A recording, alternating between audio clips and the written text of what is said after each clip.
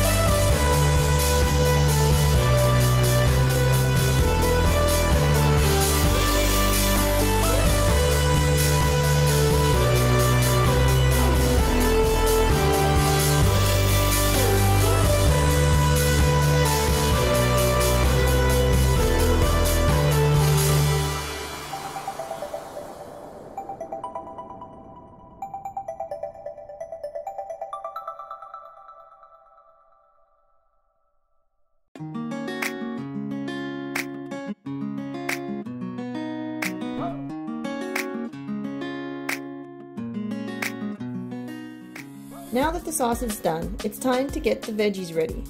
First up, potatoes. Today I peeled them, but sometimes I don't. At first I was going to put the chopped potatoes onto the plate, but changed my mind. Why dirty a dish if it's not necessary? I'm cubing the potatoes into tiny bite-sized pieces, about 1/4 inch cubes. I find they take too long to get cooked through if they're cut too large.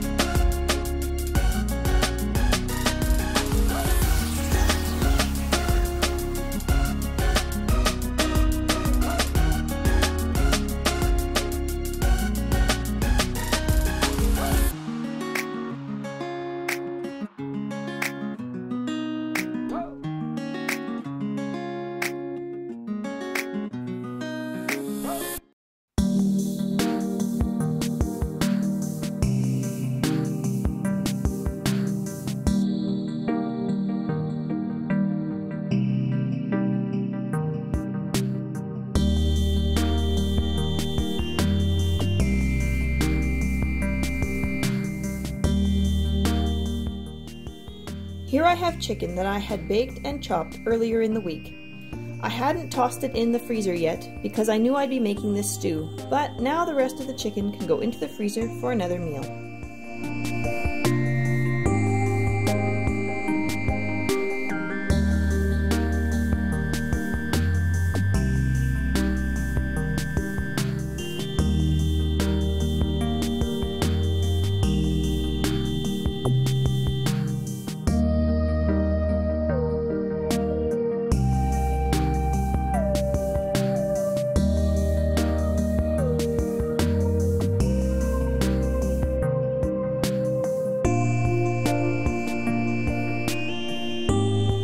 Now more veggies. I'm adding peas and carrots. I completely forgot to add some green and yellow beans as well, but some of our family was delighted that I forgot, so it was all good.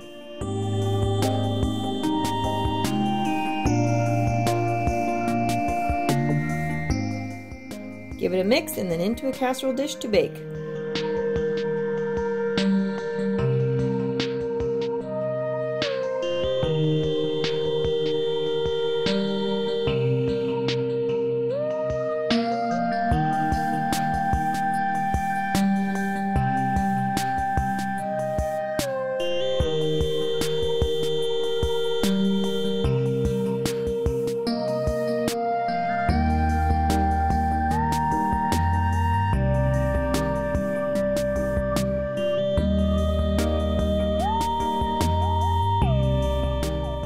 I love having chicken prepped and ready like this in the freezer. It makes a lot of chicken meals come together so much more easily and quickly.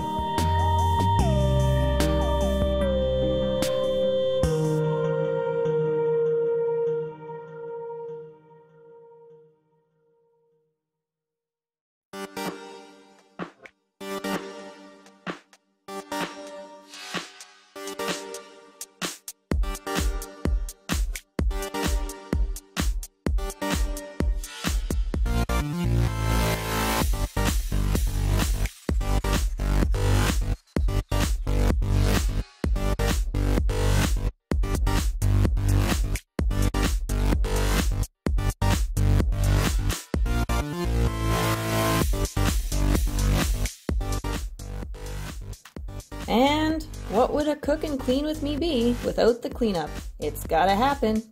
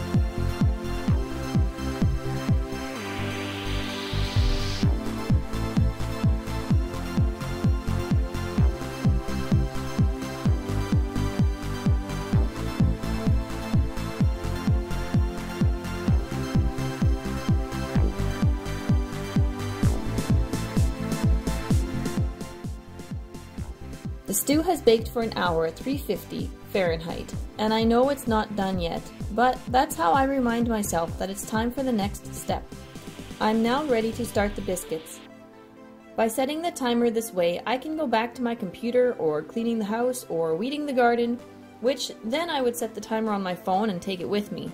Sorry, I had to add that. It probably sounds like a no-brainer that I would take my phone with me, but usually I don't. When I go work outside, my phone generally stays inside because I'm afraid I would break it if it came out with me.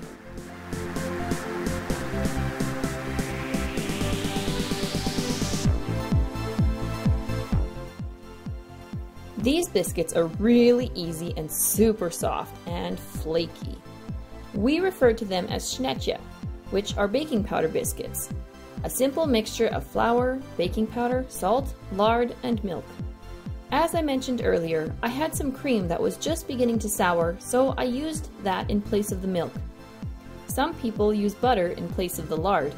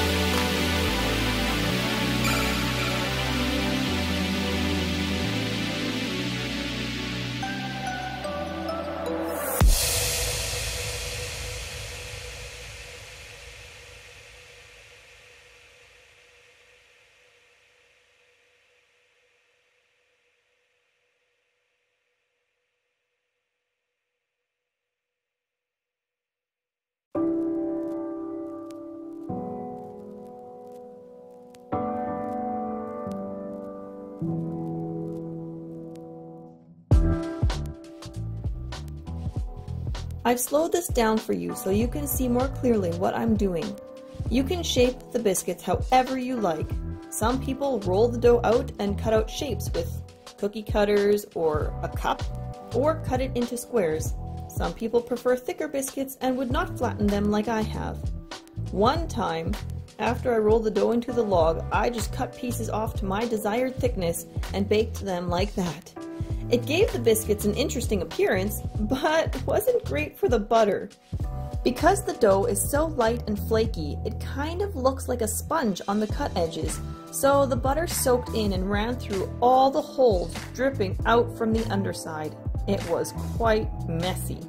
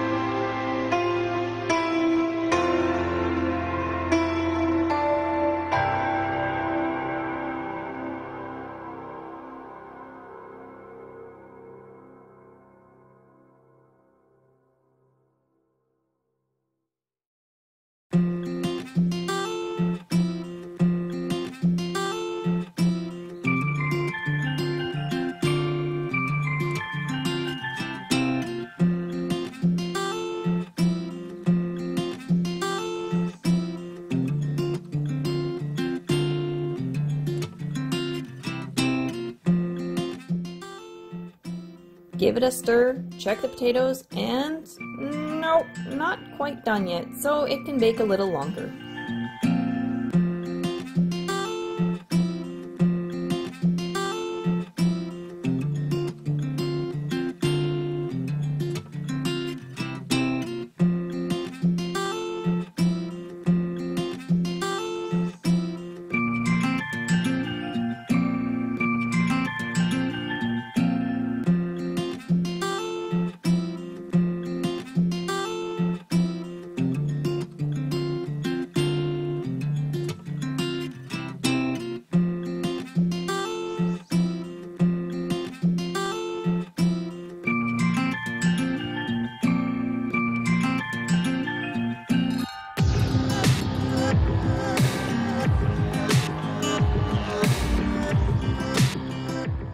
Biscuits are in, set the timer for 10 minutes, and soon it will be ready.